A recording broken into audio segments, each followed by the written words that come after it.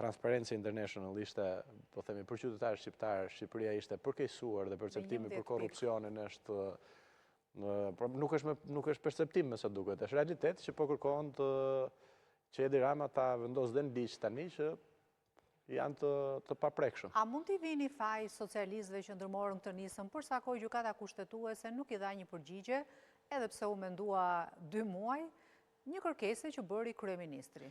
Këtu nuk kemi... Se barazimi nuk ishte vendim, pavarësisht se u rrëzua kërkesa e kryeministrit. Nuk kemi të bëjmë fare për ta çuar, këto janë rregullat se si funksionon, po themi, shteti ligjor. Gjykata kushtetuese e ka lënë për shkak të vendimit 4-4 ka lënë fuqi.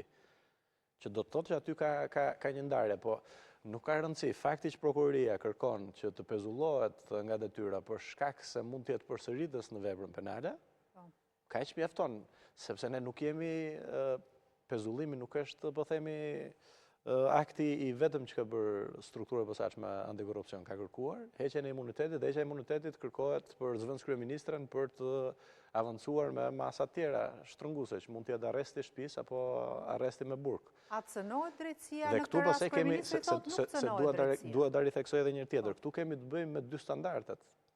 Pra, në raste tjera shkojnë në burg, pra mira qytetarë shkojnë në burg, a është sistemi drejt apo jo, pra këtu duhet diskutuar para, se duhet diskutoj kur ka ndodhur 100 raste qytetarësh, 100 raste apo 10 raste tjerë zyrtarëve të lartë publik, pra nuk mund ta diskutosh sot që Edi Ramës po i shkon tek vetja vet.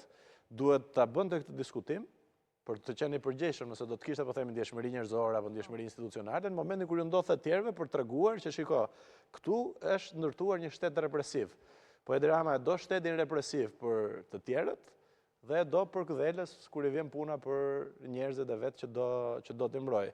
Kështu që pa diskutim që këtu nuk është çështje, nuk ka Parti Socialiste, nuk ka parlament, nuk ka qeveri, ka një njerëz vetëm. Kryeministri, sepse ai tha sot që zonja Balluku ma ka dhënë 3 herë do heqjen. Sepse mund të vi radha vetë.